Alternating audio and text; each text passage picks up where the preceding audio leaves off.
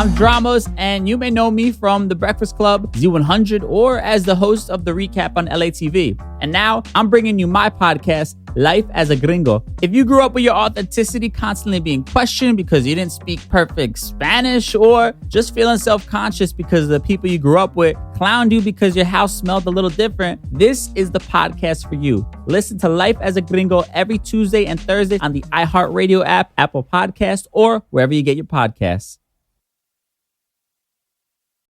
This instructional recording will teach you how to arm and deploy the launch device. iHeartRadio presents The Control Group, Civil Defense. Switch the indicator dial to the arm position. The Control Group, Civil Defense. Available now on the iHeartRadio app, Apple Podcasts, or wherever you find your favorite shows. May God guide your hand in the decision you are about to make. I sure will. Good morning, everybody. You're listening to The Voice. Come on, dig me now. One and only Steve Harvey. I got a radio show. Somebody sent me an email one day that, kind of a nasty little email. I think I said it once before, Steve Harvey trying to be a preacher. Man, I'm so far from being a preacher, man. I can't even tell you. But what I am trying to do is share information. Now, I understand how haters work, and I understand how the devil works. Believe me, I do. Sometimes even he, the devil, surprises me at the level and the angles of attack they use. Which I go, wow, man, I didn't see that one. Ooh, that was pretty slick. I got to give you credit on that when you try to get me. But every time you try to get me, I get saved. I get saved every time, man, because God got me. God got some angels camped around me. That's what my mom used to always say as a Sunday school teacher. Never really understood it, but, when I was growing up as a kid, but I got it now. He got some angels around me, and angels come in the form sometimes of people. People who pull your coat to this or introduce you to that or reveal some information to you like this. He got them all around me.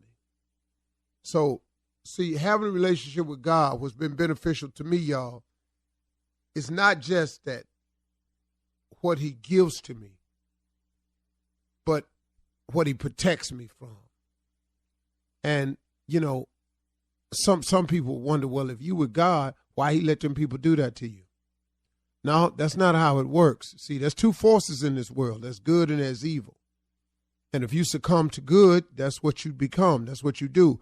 But everybody don't succumb to good. Some people succumb to evil. Some people's mission is to hate, to destroy, to tear down. And so that force is at work in this world too. And when that force comes up against me, what God never promised me that I wouldn't see none of that I wouldn't see the attacks, that I would not come under fire, that I would not be falsely accused. He didn't say that. Matter of fact, he forewarned me that it would happen. But what he does give me in those moments are moments of comfort and peace, knowing that he's with me. And that no matter what my enemy does to bring me down, it ain't going to work.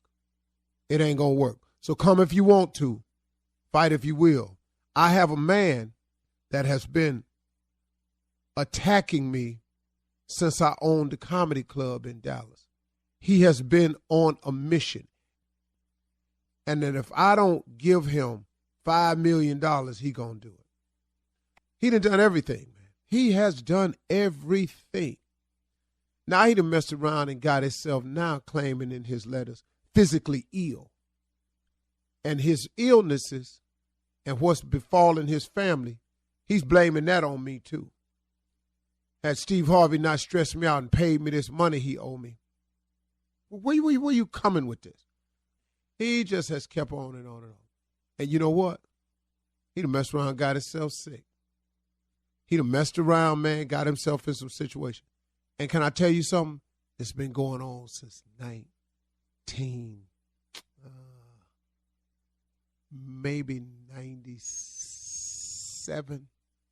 He started the attack when I first went on. No, before that. Probably 95. He started the attacks in 95. Every now and then. He done got 6 lawyers. All the lawyers done dropped the case after they come in and they discover the fact. But he's steady trying. But it's them angels that's around me. And I forewarned him several times, man. Hey, man, if I was you, I'd go head on. Because what I'm not going to do is bend. Because, see, you cannot break me because I happen to be a soldier for Christ. I happen to be an imperfect soldier for Christ. There's nothing, man. There's nothing. And, it ain't like a bunch of people done tried now. Oh, y'all been on YouTube. Y'all been on the internet. Oh, they done tried. Oh, they done put some dirt on me, man. That ain't true. But if you keep looking at me, though, and I am not the prize, but if you put your eyes on God, is where you go. But if you look at me, he's covered me through it all. And that's been the importance of the relationship I form with God, is that I know that I'm under his wings, that I'm ever under his ever-loving protection, that he got me. And I just want to share that with you, that if you're looking for some protection, if you're looking for a way to have the strength to get through what you're going through, get some God, man. If you want a way out, get some God, man. If you've been gangbanging and you sick of gangbanging, get you some God, man. If you're tired of being on drugs and you're tired of drinking, get you some God, man. If you're sick and tired of being sick and tired, get you some God, man. I'm just telling you now, if you're trying to make your dreams come true and it look like you ain't going to make it and you still believe that that's for you, get you some God, man. If you're setting a new goal, dream, or aspiration and you're trying to get there and you're going to start out today, get you some God, man. I'm just telling you. See, it's real what I'm saying, man. I ain't no fake dude with it. You understand? I'm just telling you real. Get you some God, man. And be patient. Have faith. Believe. Don't doubt. But Lord have mercy, get ready to work your tail off. Did you hear me? Get you some faith. Believe. Don't doubt. And get ready to work your tail off. God can't bless it. You see, a lot of times we go to God asking for prayers and stuff, but we go to him and we don't give God nothing to bless. We want blessings, but we don't give him nothing to bless. You make one step, he'll make 2. You start, he'll finish. You come, he'll go. You dream it, he'll build it. You start it, he'll finish it. See, you trying everything your way. I'm going to go to court. I had a conversation with a man yesterday. Just called me, man, and was just talking about, but Steve, you know, man, I this dude been owing me $2,300 for 4 years. I just asked him, have you survived the 4 without the $2,300? Yeah, man. How much you think you done spent trying to get to $2,300? Just a few hundred. Now, let me ask you something. Do you have a few hundred more to try to get this $2,300 that you've been trying to get for 4 years? Yeah, I could do that. But do you want to, man?